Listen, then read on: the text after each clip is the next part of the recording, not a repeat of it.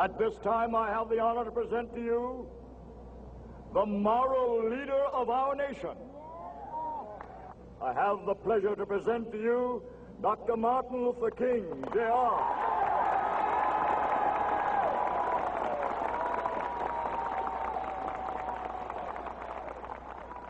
I am happy to join with you today in what will go down in history as the greatest demonstration for freedom in the history of our nation.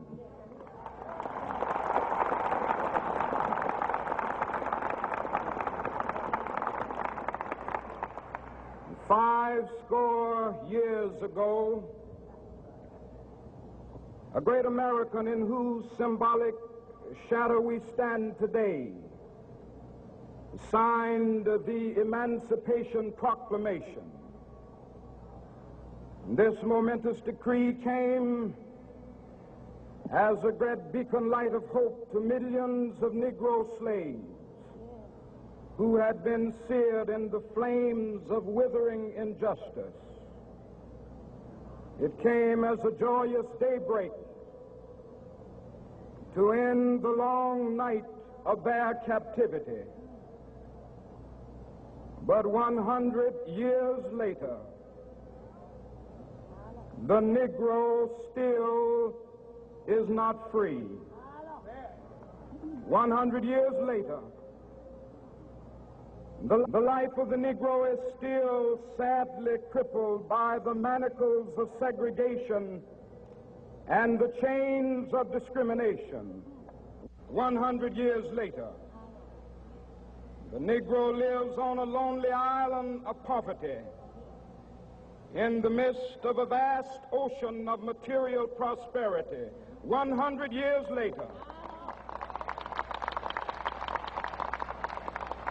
the Negro is still languished in the corners of American society and finds himself in exile in his own land. And so we've come here today to dramatize a shameful condition. In a sense, we've come to our nation's capital to cash a check. When the architects of our republic wrote the magnificent words of the Constitution and the Declaration of Independence, they were signing a promissory note to which every American was to fall heir. This note was a promise that all men, yes, black men as well as white men, would be guaranteed the unalienable rights of life, liberty, and the pursuit of happiness.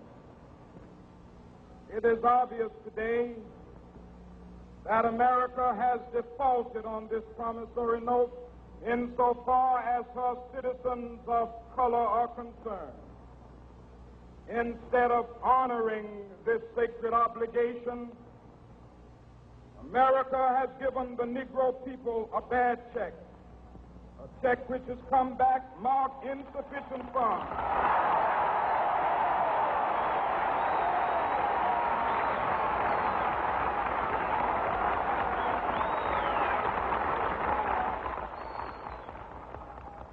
But we refuse to believe that the Bank of Justice is bankrupt. We refuse to believe that there are insufficient funds in the great vaults of opportunity of this nation. So we've come to cash this check, a check that will give us upon demand the riches of freedom and the security of justice.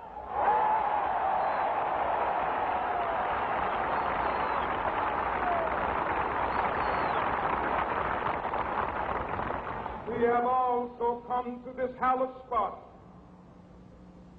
to remind America of the fierce urgency of now. This is no time to engage in the luxury of cooling off or to take the tranquilizing drug of gradualism.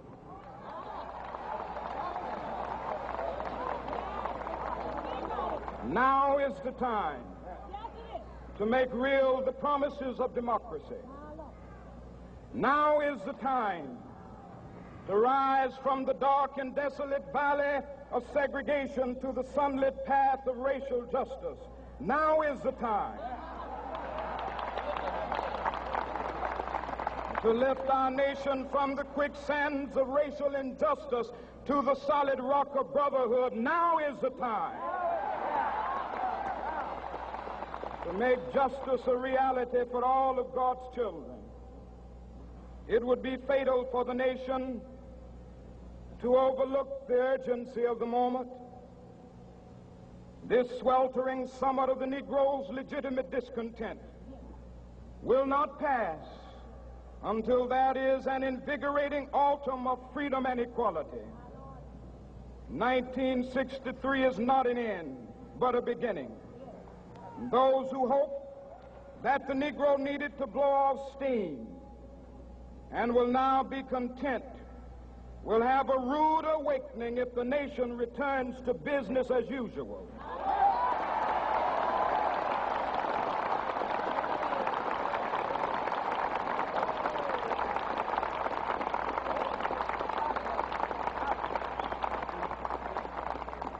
There will be neither rest nor tranquility in America until the Negro is granted his citizenship rights. The whirlwinds of revolt will continue to shake the foundations of our nation until the bright day of justice emerges. But that is something that I must say to my people who stand on the warm threshold which leads into the palace of justice. In the process of gaining our rightful place, we must not be guilty of wrongful deeds. Let us not seek to satisfy our thirst for freedom by drinking from the cup of bitterness and hatred.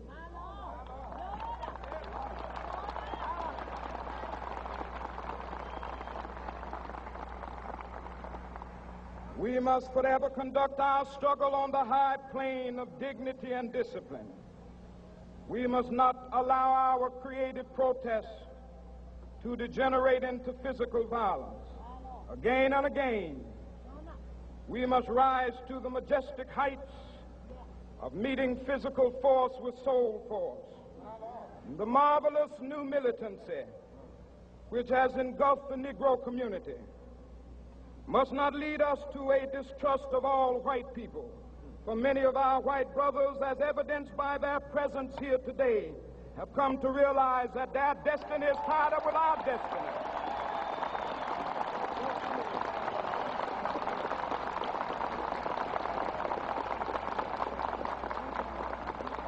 And they have come to realize that their freedom is inextricably bound to our freedom. We cannot walk alone. And as we walk, we must make the pledge that we shall always march ahead. We cannot turn back. There are those who are asking the devotees of civil rights, when will you be satisfied? We can never be satisfied as long as the Negro is the victim of the unspeakable horrors of police brutality. We can never be satisfied as long as our bodies, heavy with the fatigue of travel, cannot gain lodging in the motels of the highways and the hotels of the cities.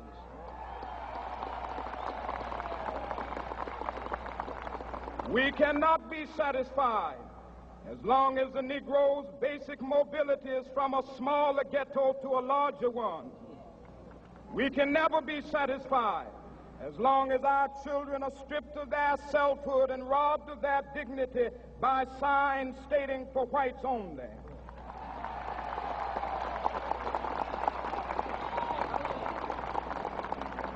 We cannot be satisfied as long as a Negro in Mississippi cannot vote and a Negro in New York believes he has nothing for which to vote.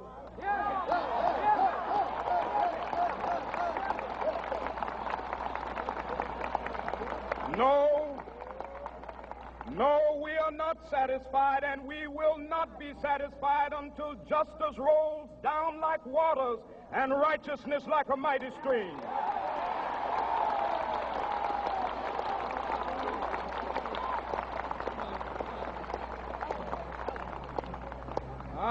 not unmindful that some of you have come here out of great trials and tribulations. Some of you have come fresh from narrow jail cells.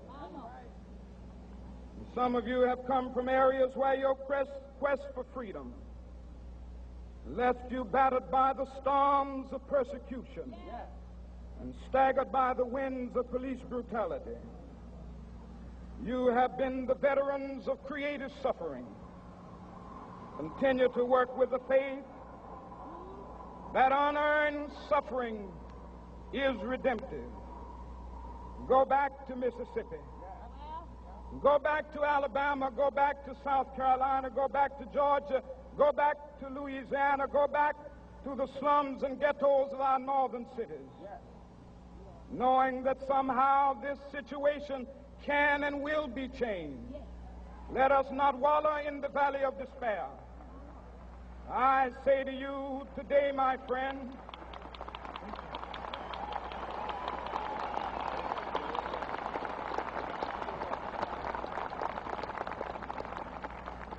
so even though we face the difficulties of today and tomorrow, I still have a dream. It is a dream deeply rooted in the American dream. I have a dream that one day this nation will rise up and live out the true meaning of its creed.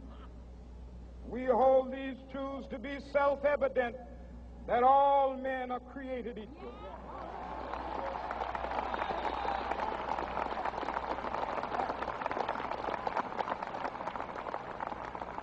I have a dream that one day on the red hills of Georgia, the sons of former slaves and the sons of former slave owners will be able to sit down together at the table of brotherhood. I have a dream that one day, even the state of Mississippi, a state sweltering with the heat of injustice, sweltering with the heat of oppression, will be transformed into an oasis of freedom and justice. I have a dream that my 4 little children will one day live in a nation where they will not be judged by the color of their skin, but by the content of their character. I have a dream today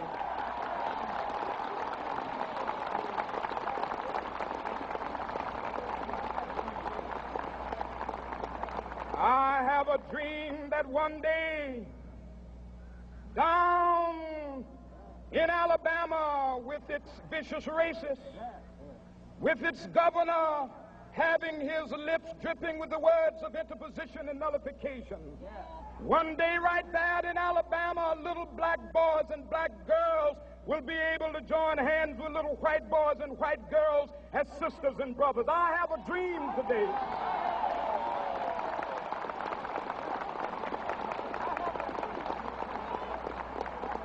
I have a dream that one day every valley shall be exalted, and every hill and mountain shall be made low. The rough places will be made plain, and the crooked places will be made straight, and the glory of the Lord shall be revealed, and all flesh shall see it together.